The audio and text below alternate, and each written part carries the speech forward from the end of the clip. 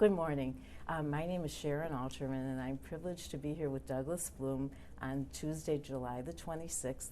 The year is 2005, and we're participating in the Leonard and Simon's Oral History Project. Douglas, do we have your permission to use your words and thoughts for the historic record? Yes. Thank you. Well, let's start at the very beginning. When and where were you born? I was born in Detroit at Women's Hospital, December 30th, 1938. And who were your parents? Josephine and Arthur Bloom. And what do you know about your family background, your parents' and your grandparents' history? Well, I know that my father was the first Jewish radiologist in Detroit. He moved here from Chicago. My mother was born in Detroit. My grandparents on my mother's side came from Latvia. I think there was 5 brothers altogether. And my grandfather, I believe, sold pots and pans. He came into Canada in the 1890s and worked his way up to Clare, Michigan. And the brothers, each of his brothers had a different general store in a small town in northern or central Michigan. And I know that when my grandfather married my grandmother, they got married in Clare, and my grandfather allegedly purchased for my grandmother a team of horses for the buggy, which must be akin to getting a new Cadillac or a Mercedes or a Lexus today. And they lived there for a while, and then they moved to Detroit in the early 1900s, where my grandfather started a Detroit cap company on 4th Street. I never knew my grandfather. He was my grandfather Immerman. He was killed walking down a street in downtown Detroit when a piece of building, I think it was the Union Trust building, next to where the Penobscot building is today. A worker was working on the roof, and a piece of concrete fell off and fell and killed him, which was really kind of bizarre, because when I went to work for my uncle 30-some years later, I called on a man at the armory in Detroit to try to sell him some parts, and he asked me if I was related to this Immerman who got killed in an accident in Detroit, because he was working construction at the time, and he was next to my grandfather when he was hit, and he carried him to Receiving Hospital in his arms, and I was just blown away by the sheer coincidence of that. You talked about the fact that your father was a physician. Was your mother an educated My woman mother also? went to University of Michigan. I believe at the age of 16, she was an accomplished artist and a community activist. My father obviously went to medical school at the University of Illinois in Chicago. I only met his folks maybe 4 or 5 times. They lived in Chicago, and they came to this country. I don't know exactly when. My father had a 2 sisters, Esther and Dorothy. Dorothy was a librarian at the Chicago Library, and Esther was a mother of 3 children, Barrett, Mara, and Tamara. Mara and Tamara were twin girls. And we've kind of lost track of them. I haven't seen them, I think, since maybe the early 1950s. And where did you live as a child? I lived at 19140 Gloucester and Palmer Woods. I was born into that house. My parents lived in Highland Park on McLean Street, and right before I was born, they moved into Palmer Woods, and my father and grandmother owned the house together. And I lived with my mother and father, my brother John, my grandmother Ella Immerman, and my uncle Stanley Immerman. Oh, that's interesting, a multi-generation. It was. Yeah. There was a lot of cooks in the kitchen. So what was it like in your house? It was a lot of cooks in the kitchen. What did they cook? Oh, well, mostly good food. My mother was a good cook. My grandmother was a phenomenal cook. And we had a woman who cooked for us also, who learned how to cook. And there was always good food in our house. But there was the rivalry between my grandmother and my mother. And right behind us, there was a large backyard with no fence, lived my cousin Joan and Muggsy Myers and Henry and Delia Myers. And they lived there until my Aunt Delia died in 1949, and my Uncle Henry died in 1953. Those are important names in our community, so I assume that your family was involved in the community. Very.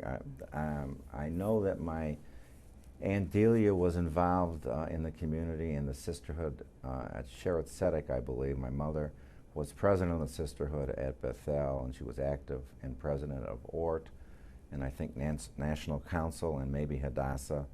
And my uncle Hy Myers was active at Sherrod Tzedek, president of the USO during the war, and on the United Hebrew School, either president or on the board of United Hebrew School. And let's talk a little bit about your neighborhood. What was it like growing up there? Well, when I grew up there were not a lot of children, and there were very few Jewish people. And my first playmate was a boy named Frank Russo, whose father was a gardener caretaker at the Fisher estate. The Fisher is a Fisher body. Mm-hmm. And they owned the whole area and sold off the lots. As a matter of fact, my folks bought their lot from the Fishers. And he lived above the garage, and when I went to eat there, that was the first Italian food, real Italian food that I ever ate. And I was probably 5 or 6. And then I would play with Joel Gershenson. He lived on Balmoral before he moved on Balmoral. And eventually, Paul Borman, the judge, was a very close friend of mine. We went to kindergarten together. He lived down the street on Lincolnshire. As gradually more and more Jewish people moved into Palmer Woods, I had more and more friends. And where did you go to school? I went to Hampton. Well, I went to Country Day first, second, and third grade until I begged my parents to let me go to Hampton, where my brother had gone. So I went to Hampton Elementary School, 4th through 8th, Central for 9th because Mumford didn't have room for another freshman class, and then Mumford 10th, 11th, and 12th, where I graduated in 1956. And then I went to University of Michigan, where I graduated in 1960 with a degree in business administration. And what kind of religious education did you have? Well, we were classical reform from Temple Bethel, but I started the Sunday school in pre-kindergarten. I remember it used to be held in the library. And so I went pre-kindergarten, kindergarten, 1st, 2nd, 3rd, 4th, all the way through the 12th grade.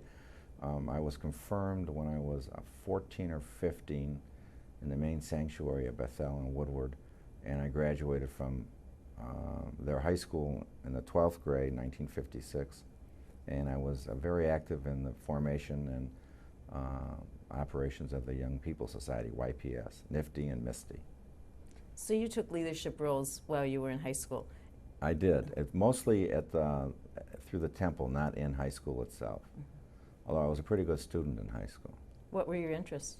Well, I liked model trains, which I still do. I liked the activities of the youth group and the politics of it. I liked photography. I liked girls. I liked dancing. Sounds like you had a lot of fun. I liked racing cars on Woodward Avenue and on Northwestern before they had real speed limits. Going to Howard Johnson's and the Totem Pole for after movies.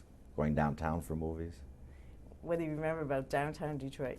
Well, I remember as a kid at the Sunday school, which really was Saturday morning at Bethel, my friends and I would take a bus all the way downtown, have lunch at one of the restaurants, usually Flaming Steak or something on the corner of Grand Circus Park and Woodward, and then go to 2 movies, and then take a bus home. And it was $0.25, and we had a school pass to ride the buses, and it was just a wonderful experience. And there was a really terrific train store downtown Columbia behind the Fox Theater that I used to go to whenever I could. I'd take a bus down, and then when I had braces, the doctor, Dr. Malbin, was in the David Whitney building, and I would leave school at 3 or 4 o'clock, take the Hamilton bus downtown, go to the orthodontist office, and either get a ride home from my uncle, who would stop and pick me up at Grand Circus Park, or take a bus home.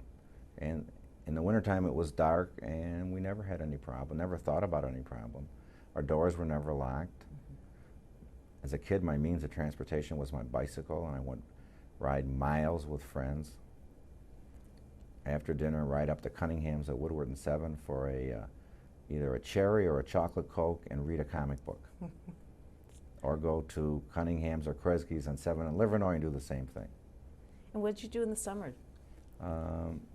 2 summers, I think it was 50 and 51 or 51 and 52. I'm not sure.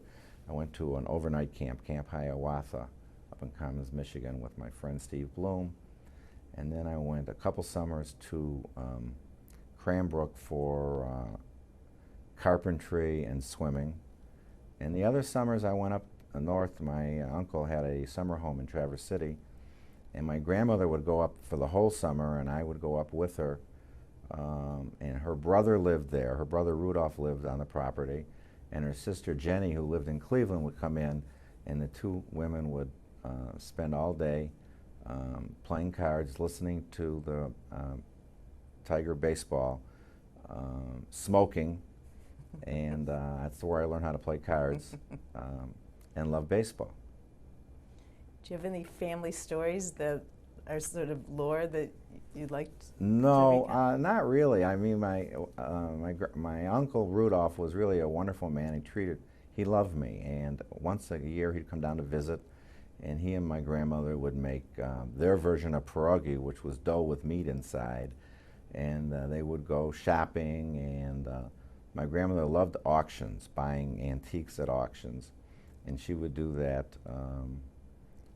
frequently with my Uncle Rudolph and my mother. My grandmother couldn't drive.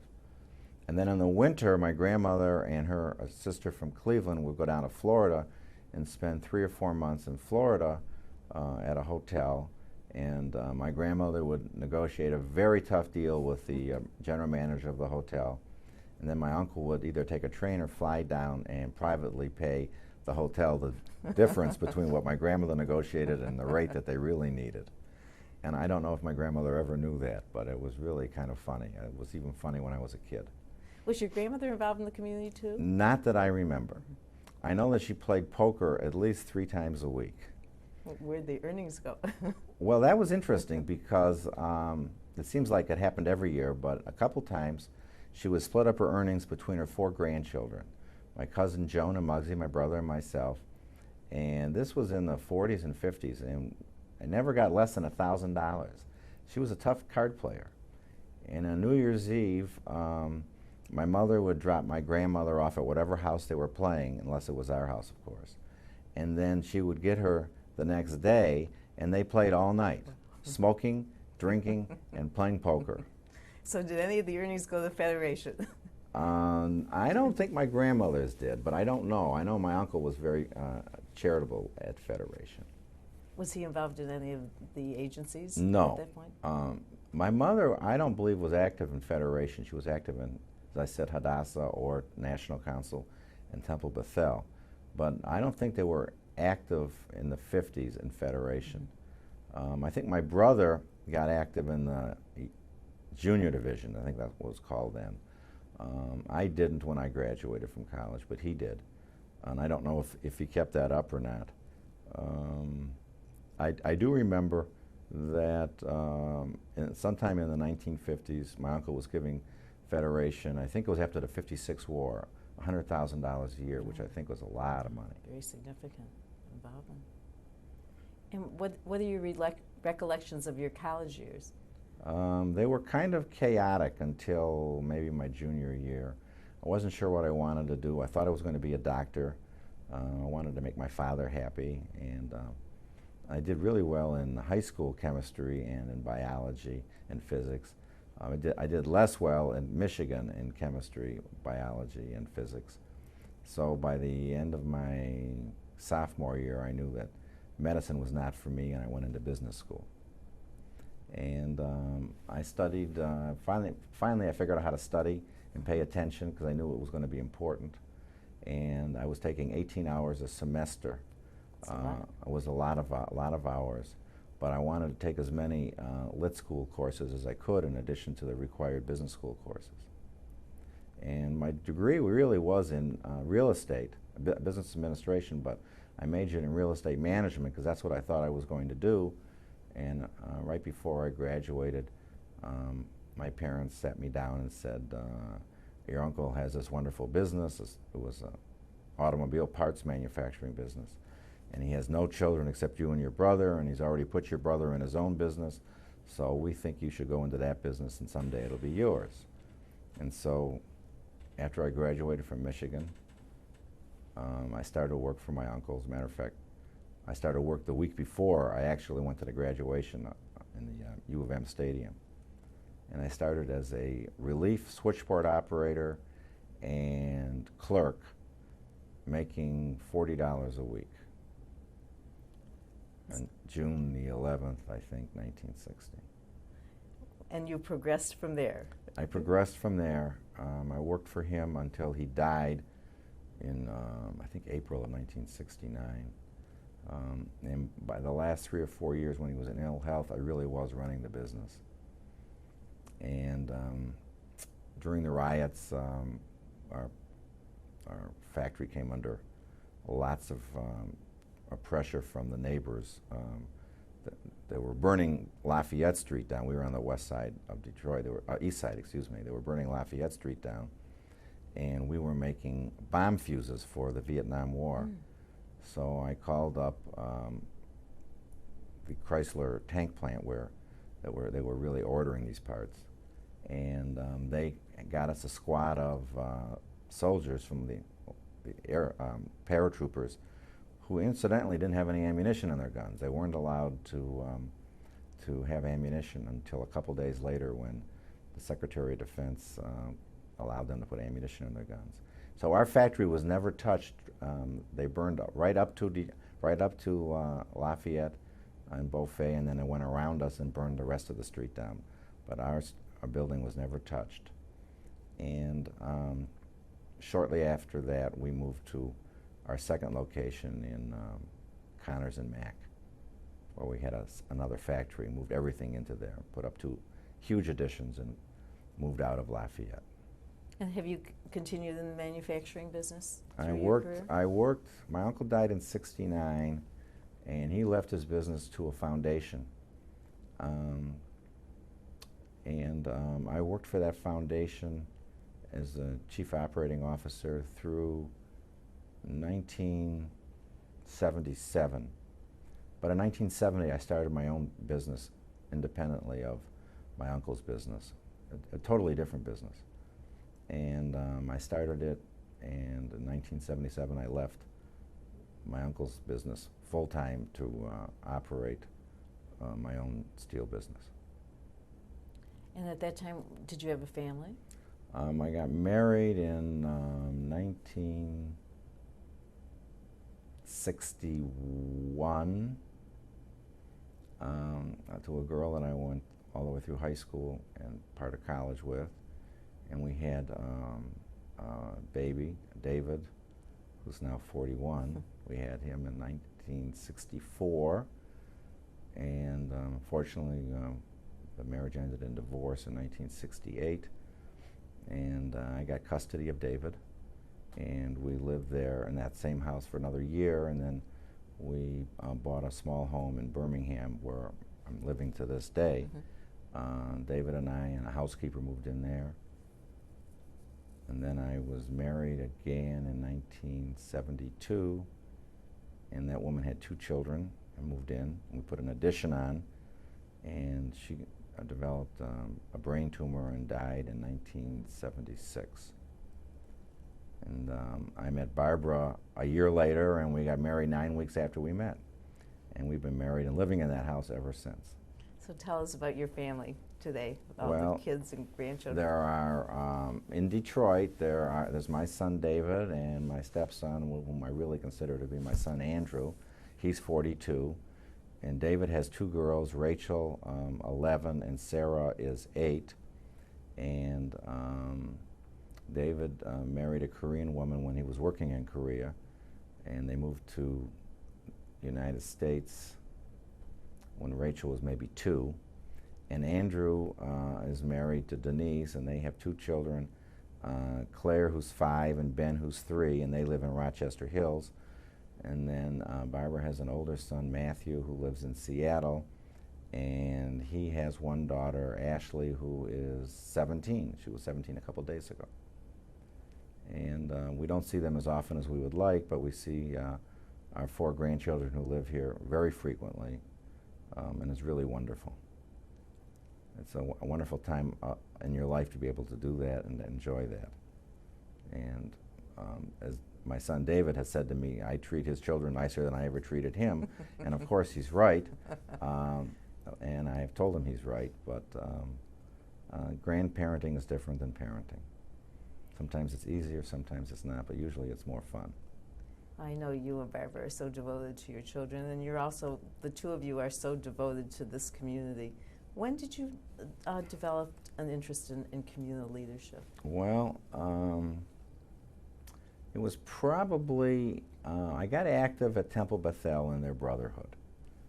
And in fact, I was president of their Brotherhood for a couple of years, and I went on national board of the National Federation of Temple Brotherhoods, which is a reform movement. And I was on that board for maybe 5 or 6 years. And from the Temple Bethel Brotherhood and being active in their the officership of the regular congregation, I got active at Federation. We went on a mission, and I think it was 1983 or 84. Coach, there was 3 buses, and after that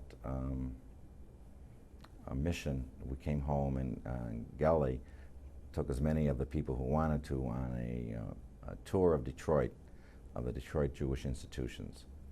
And that's when I think Barbara and I were hooked.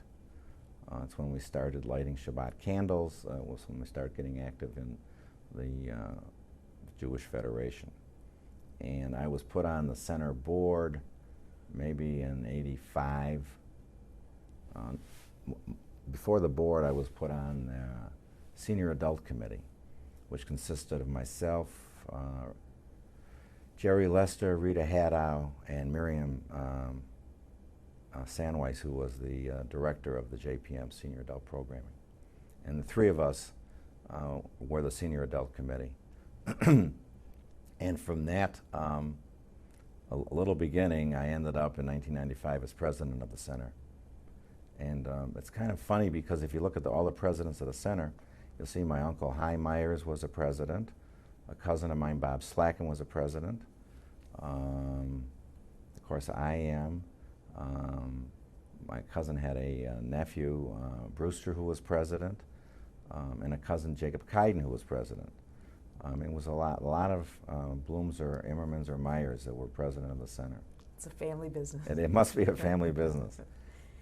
Tell us a little bit about JPM, because I assume that if you talked about the fact that you were on the senior committee, that was a focus. JPM, to me, is the epitome of a Jewish community center. It's small. It acts as a community center. When you go there, even today, you'll see bicycles parked in front. And it's a very family-oriented, family-related institution. I'm not saying that the con building isn't, but it's much larger.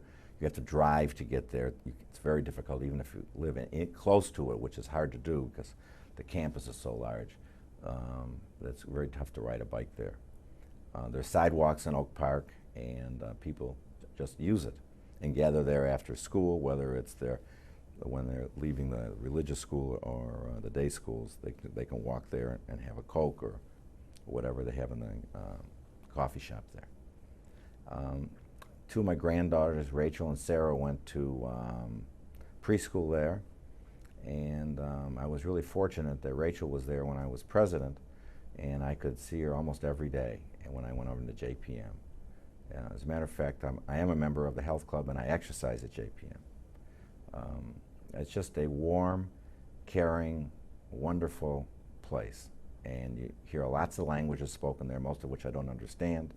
Even the English sometimes is difficult, but it's just really a heartwarming community center, which is different from a big city community center like the Con building. When you were a youngster, did you ever go to the center on I Curtis never and stepped into a Jewish center until I got active in it, ever. I was shocked. It just wasn't something we did. if we did anything in the Jewish community, it was at Temple Bethel, part of the youth group, high school. That's where all my activities were centered. And you eventually became president, as you mentioned.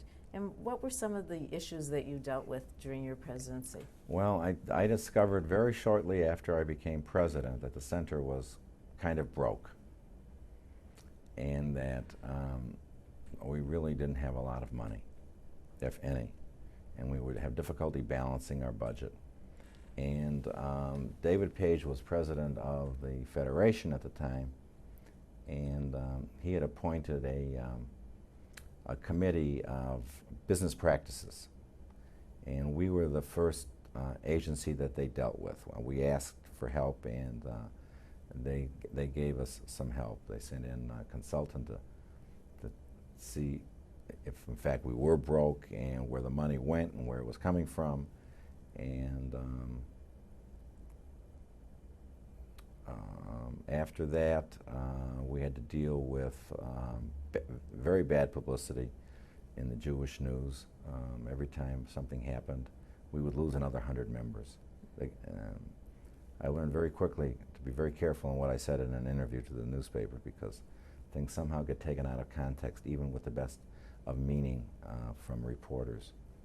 And we dealt with opening up the center for general membership. Prior to my being president, we had a policy of accepting only Jewish members. And in the middle of 1995, maybe early 1996, we changed that policy to allow anybody in the community who wanted to join. We dealt with the United Way when they started to cut their allocations to non-essential agencies that they considered essential agencies, of people at risk mostly, that they have to deal with. Their funds were shrinking. The big three was not doing as well as it had been, and so they had to make some changes. So the center, which had been receiving quite a bit of money every year, $500,000 or $600,000 from the United Way, was being cut 10% a year. We had to deal with that. We had to deal with an aging structure in West Bloomfield, and a aging, almost decrepit center in Oak Park. And those issues were all dealt with. We made some minor fixes in both places, and eventually a fundraising campaign, a major fundraising campaign took place. The Federation really took a lead in, and we were able to fix the place up and make it more user-friendly, improve service. We brought in under my term, we had two executive directors, Mort, who had been executive director there for 25 years, Mort Plotnick, and then his assistant, Leanne Kleinfeld, became executive director, and when Mort went into the development department to head it up to raise money. And right after my presidency, we hired David Sorkin from Wilmington, Delaware, to become the new executive director. And he started right after my last day as president, maybe a month after he started. It was during my presidency that we instituted the center line, the president's column, in the monthly bulletin that comes out from the center, where the president expresses his feelings about what's going on in the state of the center. An unedited version is what we came out with, and that was really a first for our center, and I was very proud of that. And I was very proud of the fact that we were able to stabilize some of our membership and get some quality back and clean the place up and get the hair out of the sinks in the women's and the men's bathroom and clean the floors and change the light bulbs, all of which had not been done on a successful basis as a means of cost cutting to help balance the budget. And it was a vicious circle. The more we cut those costs and cut those services, the more members we lost. And the center still has financial difficulties, and at some point in time, this community is going to have to figure out how much it wants to pay for, because a lot of the services that the center provides, what needs to be subsidized or subvented and what doesn't. And I think then the center will be able to be in good footing. That's really the major issue, isn't it, in terms of the Federation's view of the center and how That's correct. it relates to It's funny, if you talk to people, they'll say to you, the center, who needs a center? I haven't been in the center in 40 years. Well, but you went to book fair last year. He said, yeah, every day for 10 days. This is a real person that tells me this. I said, well, isn't that the center? Oh, that's not the center. Well, it is the center. And our center had the first Jewish book fair in the United States. It's the oldest and the biggest. Well, no, it can't be the center. I mean, the center is this run-down building that nobody goes to. Well, then why is the parking lot full? Well, I don't know. Maybe you're parking for the apartments. No, we're parking for people who are using that building. And the child development is full. Oh, people go there? Yeah, lots of people go there. Well, I don't have young kids, so I wouldn't use it. So what's the issue when you walk into the main lobby and you see no one there? Well, that's a problem with the design of the building, and that can't be corrected. One of the thoughts early on in the rehabilitation process was to tear the building down and start over again. It was in 1975 or 76 when it was built. It was a wonderful facility, but there's too many halls, and with rooms off of the halls. So unless you go into a room, you don't see people. The lobby is wonderful, but there's hardly anybody ever in the lobby. Because they're either in the gallery or the restaurant or the gym or a classroom or the music room or the dance room downstairs or in child development or outside on the playground. The place is filled every day with users. Or Shalom Street is busy all the time, but you never see anybody in the lobby or the hallways, and that is a problem. Has open membership made the difference? No. Well, I think when you refer to open membership, you mean allowing non-Jewish people to be members. I think our experience is similar to the experiences of most big city or metro city centers, and that is maybe we have 5% or less of non-Jewish members. When you get to smaller cities, in order for a center to survive, they might have 20, 30, 40, even 50% non-Jewish members. In fact, one of the statistics I heard when I was president was York, Pennsylvania had a 65% non-Jewish membership, but they had a Jewish center. And at one time, York was a populous community and had a lot of Jews living there. And the families died out and moved out, but the center remained.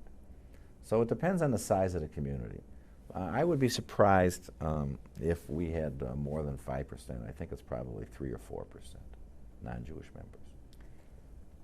Now with the talk of the Jewish Academy coming to the center, what do you think that's going to mean to the facility? Well, it's going to mean that the facility is going to be squeezed for space for its regular activities. And that's the downside. The upside is that you're going to have these young people and their families associated with the Jewish Center and hopefully using the facilities.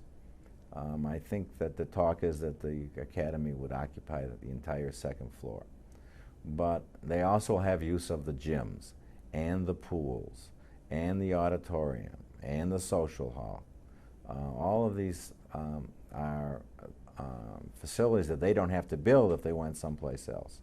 And they're very expensive facilities. And I know that the community of West Bloomfield does not want them in these portables much longer. I think they have a deadline of next September, as a matter of fact, to get out, a year from this September. So from a community standpoint, it really is a fabulous use of resources. But both parties are going to be squeezed for space, the Academy and the center. It will be nice having young people there. Oh, it'll be wonderful. I mean, if you go there now and the kids from the Pitt Child Development Center are running around with their classes, it's exciting sound to hear. When we used to go to JPM to the child development to see my granddaughter Rachel, I mean, just walking down that corridor and hearing these kids, it's so heartwarming and so encouraging. For me, it's the future of the Jewish people. These young kids will eventually become adults like me and like you and be active in our community and carry on. What about Ford Hospital? Do you think that's going to have any impact as well? Eventually it will. What the president of Ford Hospital has told the community is that they're going to build a major, I think 300-bed facility attached to this emergency care medical center facility they have now right across the street on Maple.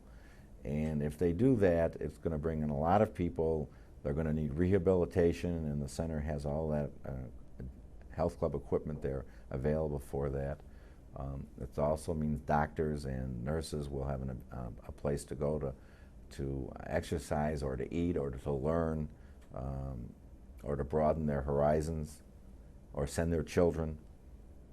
So it will be a good shot in the arm for the center, but that won't happen for several years. Mm-hmm. I don't think they have final approval of the funding, and I don't think they have final approval from the West Bloomfield to put the facility up, but this is their plan.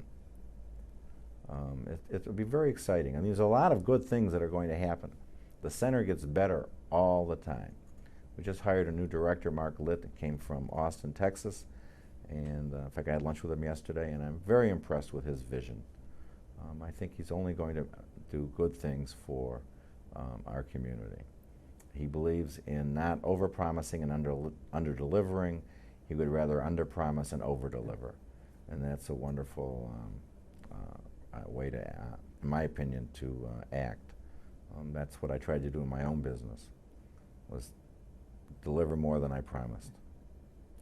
There's so many exciting things at the center, and I know you've been involved in a number of initiatives. Tell us a little about the Barbara and Douglas Bloom Matzah factory. Well, when they decided to enlarge and modernize the center, they needed to raise money, and they had naming opportunities. And when we were one of the first people approached, I had just been a past president, and we saw that this matzah factory was available for naming. And we jumped at the opportunity because it was so important to us to have young people carry on the traditions of Judaism and learn about Passover. I think I developed a sense of my Judaism because my Uncle Chaim Myers, for a couple of years, it seems like forever, but I'm sure it was only 3 or 4 years or 5 years, led our Passover Seder every year for those few years, and it just stuck in my mind. It was an important event for me. And I loved, even though I'd heard the story before and before and before, as you know, with young kids, even your grandchildren, they can't get enough of the same story. They like the familiarity of it. And so we had the opportunity to name the matzah factory. But the center always charged an admission fee of about $3 a person. And so after we funded the matzah factory, they still had a need to bill or charge the different congregations or groups that were coming through $3 a person to offset costs. And Barbara and I decided that we wanted to make that available to the community as well. So on a separate basis, we fund the administration fee or the admission fee for all of the visitors. And this last year was their biggest matzah factory ever. We haven't got the bill yet, but I'm sure it'll be wonderful. It's very successful. And we'll be very happy to pay it. And it really highlights Passover. It's exciting to see our name up when our grandchildren come up and say, Bubby and Grandpa, that's your name. That's my name. It's very exciting to see that. And you've also done other very important things in the community, one of them being the Partnership 2000. I was very fortunate. We were at a Federation annual meeting that I think was held at the center before it was renovated. And after the meeting, Bob Aronson came up to me and he said, I'd like you to be on this Partnership 2000. We're going in October, or I think it was October. We're going to Israel for 4 or 5 days. And there's 4 of us plus Tova and myself, and we want you to be part of it. And I was, and I was in the first meeting, and I eventually became chair of it, and it was a very wonderful experience for me. I'd been to Israel as a tourist on maybe 6 or 7 missions, but I had never been there to meet the people really, and to interact with them. And what the partnership did was it brought together Israeli Jews and Detroit Jews, well, Jews from all walks, from all communities, but our area was the Central Galilee, and who didn't know each other. And even though we may be saying the same words to each other, they really mean different things to different people. And I liken it to just people walking by each other and not exactly understanding each other. And during my time in the partnership, we really developed an ability to understand them, and I think they had an ability to understand us. At first, they couldn't understand why Jews from America would be interested in working with and helping and being partnering with some Jews who lived in Migdala Emek or Nazareth Elite or the Jezreel Valley, and we couldn't understand why they were surprised. Mm-hmm. And we had exchange visits between our groups. So they came here, we went there. I think I went to 8, well, it was over 4 years, 8 or 9 of those meetings, either in Israel or in the United States. It was really a wonderful time. And the partnership is still flourishing, but at the beginning of this last intifada, the entire focus had to change to security. The kids, young people get out of school in Israel, at least before the intifada, at noon or at 1 o'clock, and because there were these roadside bombs every place, it wasn't safe to have these young people, teenagers, running around the towns unattended because their parents were working. So we had to develop with the Israelis after-school programs, hot meals and after-school programs.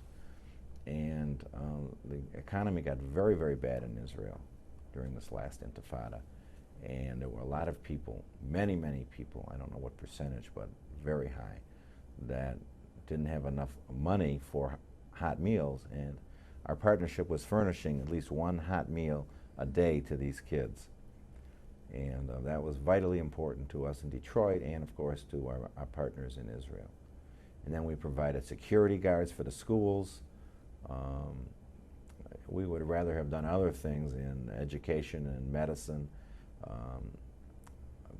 or in the arts, but when you have to feed your face and keep safe, you have to put that, I guess, ahead of anything else. What were some of the other initiatives that you were able to do prior to that time? Well, we formed this Pact Netanya, which is parents and children together to work with the Ethiopian arrivees to help integrate them into Israeli society. They come from a totally different background than the Israelis that exist there or people from this country. It's the father is the boss of the family, but in many cases when the father and the children got to Israel, the father was too old to learn Hebrew, and he had to rely on his children to translate for him and to take him to the doctor. And that's a whole different issue about receiving medical attention. But when the children had to become the interpreters, the children ended up really running the family, and it was really a total breakdown, as far as I could tell, in the Ethiopian family structure. It's interesting that the Ethiopians had no real experience going to doctors, and they didn't know how to say my stomach hurts or my head hurts or my arm hurts, and it was very tough for them to communicate with doctors, and of course they didn't want to tell the doctor private things. Mm-hmm.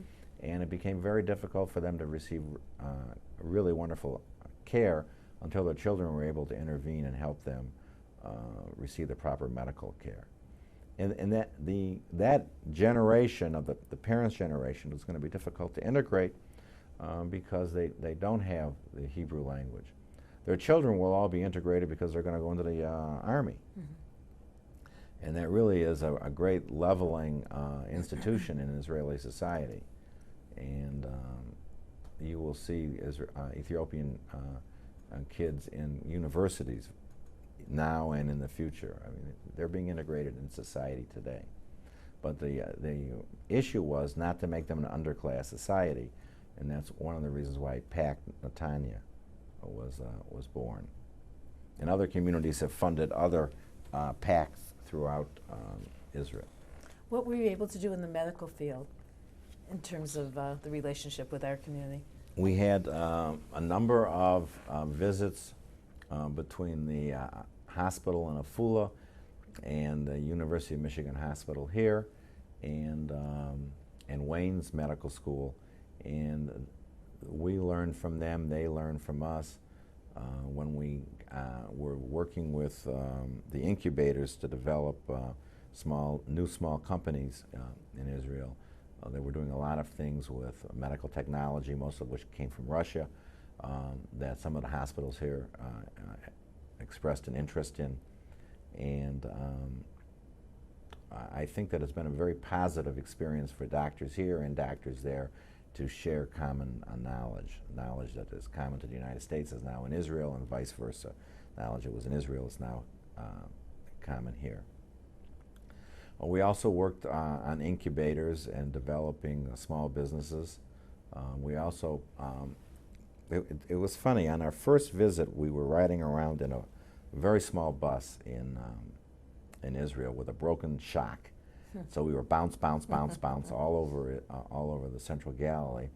And we said, let's put a list together. It was 4 of us plus Bob and Tove. So it was 6 people in the bus. Let's put a list together of all the things that we would like to accomplish. And we said, well, why don't we try to attract some interest from the 3 major universities in Detroit, MSU, U of M, and Wayne, and see if we can't put together joint programs. Well, the first program we put together was sending business school students over to Israel to work on some specific projects. And then a group of Israelis spent quite a bit of time at MSU learning about working together in a committee form and learning how to work as a group to get things done, because they had no experience doing this.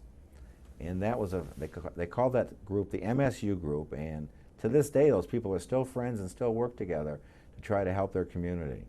I'm not sure where Wayne stands in the equation, because when I left the partnership, they still hadn't done any programming with Wayne.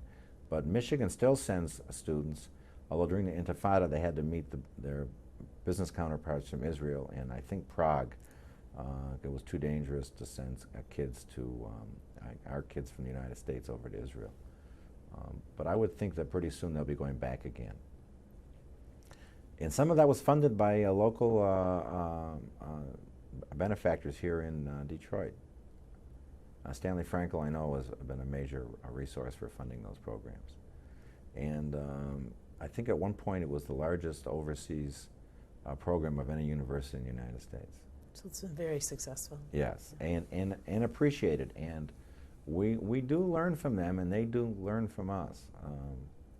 So in that instance, it's a real partnership. What are you working on at the moment? Well, that's interesting. One of my earlier jobs at Federation was I chaired the Education Division, which is normally a 3-year job, but I became president of the center at the end of my first term as chair of the Education Division. So I gave that up to become full-time president of the center, and starting in the fall I will be the chair of the Community Services Division.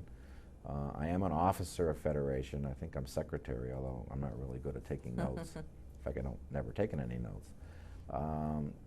And I'm active still active on campaign. I was campaign chair 2 years ago, co-chair 2 years ago, and now I think I'm going to have a full plate with the Community Service Division. Plus I went back on the executive committee of the center, and that's taking up quite a bit of my time. And other than that, besides building a house and planning my new model train, You're a busy man. and doing some consulting, business consulting, which is, I have a meeting at noon today with our first client to start that. I don't have much free time. Let's go back and talk about some of the issues that are facing the community at this point. The biggest issue that I can see is our ability to fund the programs that need funding. We have an aging community. We don't know where everybody lives. I don't know how many Jews are in the Detroit area. It depends on whose numbers you believe, but it's 96, 94, 78, 110. But they don't all live in Oak Park or in Birmingham or Bloomfield Hills anymore or Southfield. They live in Novi and Rochester and Livonia and Canton. It's very hard to provide services for people who are so spread out. And it's very hard to sustain a community through donations when your donor base is well over 75, your major donor base is well over 75 years old. And as much as we would like, these people are not going to be with us forever. And so we have to develop a new donor base. And we can't rely on trouble in Israel to raise money. We have to give money to our community here and in Israel without having a major emergency to get us to give money. And then figuring out what's important in the level of spending. We raise the money, but are we going to spend it on education? Day school education is vitally important, but I believe that if there was no day school, Orthodox day school funding, those Orthodox people would still send their kids to school. They would find a way. But it's important for us to fund their education so that they get really a well-rounded education and they are part of our community. The education at the synagogues and temples is more problematic because their enrollment is declining and nobody seems to understand why. And is it because there are less kids? Is it because parents aren't sending their kids to Sunday school until it's time for a bar mitzvah? We don't know those things. But connecting with the population is very difficult and expensive. And we need safety nets, and those are expensive. The Jewish Family Services receives more money than any agency in this community, and it's a safety net. And Hebrew Free Loan is a safety net. I was also active in Neighborhood Project, and that was a fabulous institution, but it outgrew its need, which was something you don't usually see, is that an organization is sunsetted, and it just disappears, and some of its activities may be picked up by the center or other groups in the community, but basically there's no more Neighborhood Project, but we do still have a need for Hebrew Free Loan. JARC provides vital services, which they're not part of the formal Jewish community. JVS provides powerful service to the Jewish community, but they also provide services to the non-Jewish community. So we're going to have to do an increasingly vigilant job on allocating funds. And that's one of the challenges that we're going to be facing in the Community Services Division and the other two divisions. And then how do we educate our kids and who's going to pay for it? And how do we reach the families of those kids? And how do we get these kids that we're educating to bring their parents into the fold? These are all vital issues that I don't think anybody has a true answer for. When I was growing up, there was no question that I was going to go to Temple Bethel, and I was going to be active in the youth group. My parents didn't tell me I had to. It was just a normal, natural course of events. I don't think that takes place today. I went to basically a Jewish high school. Hampton Elementary School was maybe 50% Jewish and 50% Catholic, maybe 60% Jewish and 40% Catholic, but everybody was striving for education. Michigan, I was in the minority. There was less than 10% of the students in Michigan in the late 1950s were Jewish. I don't know what percentage, but you didn't think about going to Sunday school then. You thought about grades and what you were going to do in your future, but we have to figure out how to reach these young people today who are about to have children or have young children, and how to bring them into the community so that they take on from Barbara and from me and from you and your family. Somebody has to follow us. What kind of leader are you? Well, it depends. Sometimes I think I'm pretty good. Sometimes I think I classified myself one time when I was in business as a lazy boss. And there was an article in the Fortune magazine about being a lazy boss. And I read that whole article, cover to cover, and I said, boy, that's me. What's a lazy boss? A lazy boss is a person who hires good people, delegates, gives people responsibility and authority, and follows up to make sure that they do what they're supposed to do. That sounds like it's smart, not lazy. Well, if there are people I know in this community and at work who consume themselves with details and facts, and they never were able to see the whole picture.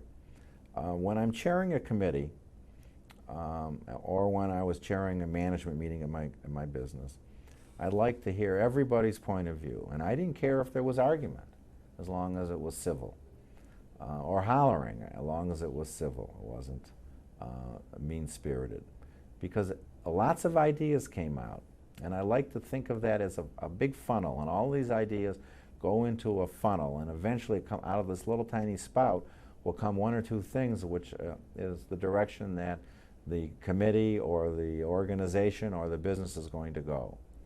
And that's how basically I became what I am as a committee chair or a president or an owner. Other people have different styles, and it works for them. I believe kind of, at least in business, as being a benevolent dictator. But first I had to get everybody's opinion, and that opinion had to be vested. They had to have a stake in what they were suggesting. And that worked for me. And it's worked for me so far in the community. Whether it's the right style or not, I don't know. It's right for me. And we'll see how we do with this Community Services Division, if I can remember some of my old skills and try to harness everybody's energy and ideas, because everybody has a different idea. You know, people look at those pictures on the wall behind you, Sharon, and they see lots of different things. It doesn't mean that they're wrong or they're right. They just see different things, and that's what we have to be able to do. And that's what I hope to be able to do with the Community Services Division, with my position on the board of and the Officer of Federation, and on the Executive Committee of the Center, is get people's ideas and listen to them and analyze them and try to do what's best at the time and for the moment, and hopefully for the future. We're almost coming to the end of our interview, but we have a couple more things I'd like to talk about. But I understand that we missed talking about your bar mitzvah, so let's talk about that. Well, when I went to Temple Bethel, they didn't offer bar mitzvahs. It was a set of classical reform congregation, and bar mitzvahs were not offered. Confirmations were. And I never did have a bar mitzvah. When I started going, and I never thought about it. I never missed it, never thought about it. And none of my friends, with a minor exception, were bar mitzvah. They were either confirmed, or if they went to a conservative synagogue, I didn't attend with them. But the first time I went to Israel, which was on this Koach group, the security for El Al was at the Kennedy airport, and they said, "You're Jewish?" I said, "Yeah." "You bar mitzvah?" "No." "How can you be Jewish? You weren't bar mitzvah." Well, I went to Israel a couple years later, another mission. I got the same question from different security people. Went again, got the same questions from different. "You're Jewish?" "Yeah." "You bar mitzvah?" "No." "You can't be Jewish." And I said, you know, there's something wrong with this. Maybe I ought to be bar mitzvah. And so I thought about it, and I said, you know, I'm going to be 60, and I really wanted to sell my business by the time I was 60. And I said, but I also think I want to have a bar mitzvah. It's really important to me. And so I approached Rabbi Roman. We belonged to Temple Kolami at the time. And I approached Rabbi, we still do, as a matter of fact, but I approached Rabbi Roman, and I said, I want to be bar mitzvah. He said, well, we can do that. I said, I don't speak any Hebrew. He said, well, my wife, Lynn, teaches Hebrew. So for 1 year, I met with her once a week, except when I was on vacation. And I started with Rabbi Yedwab's textbook on learning Hebrew. And I learned how to read and speak Hebrew. And then we went into the Torah portion, which was Lech Lecha. And I learned it. And when I was 61, I had a bar mitzvah at Temple Kolami on a Saturday morning, where I led the congregation. And I did my own Devar Torah, and of course I did the half Torah and the Torah portion, and I led the congregation. And it was one of my most proud moments in the Jewish community. And I was really happy. My family was there, and they saw how important it was to me. And I got so many positive comments from friends about it's never too late, and expressing my Judaism, which is very important to me. So, and Barbara encouraged me every day, and she made me a wonderful party, and she really is a remarkable partner of mine. we do almost everything together, and we like having lunch together and dinner together and dates together. And she's active at the center, and she's very active with her grandchildren, and she's active at Oakland University's Early Childhood Center, where our grandson goes now. She started volunteering there when our granddaughter Clara went there. She makes phenomenal art, although she wouldn't consider herself an artist, but everything she does is fabulous. So we really are quite blessed in the life we have, and in our love and devotion and experience within the Jewish community. Barbara's quite a lady. Yes, she is. And so talented, and she brings so much to this community too, in terms of her creativity. Yes, thank you. I'm going to tell her you said so. She's on her way to Oakland University right now. She's volunteering at their day camp where Ben and Claire are both attending. What is your message to this community, either to the community in general or to your own family, based on your life experience? It's never too late to learn. It's never too late to appreciate something new. And it's important to be and do, to be active, not to be passive. If you care about being Jewish, be active. Thank you. It doesn't make any difference how much you give, just be active. Is there anything we failed to discuss that you'd like to talk about? Want to talk about Lionel trains? Sure. I'm working on my new train now for my new house. And one other question I wanted to ask you. Did you, along the way, did you ever have a mentor? No, I really didn't. When I was growing up, I would see these cardboard boxes, shoe boxes, I guess they were, file boxes, filled with cards, and my mother would be calling all the time, and there was always an art meeting or a council meeting or a Hadassah meeting at our house. But I never really had a mentor. It was something that came very naturally to me, something I wanted to do. And I was happy to do it, and I got a lot of enjoyment out of it. I got probably more enjoyment out of it than what I was able to impart. But Well, thank you. You're very welcome. Thank you.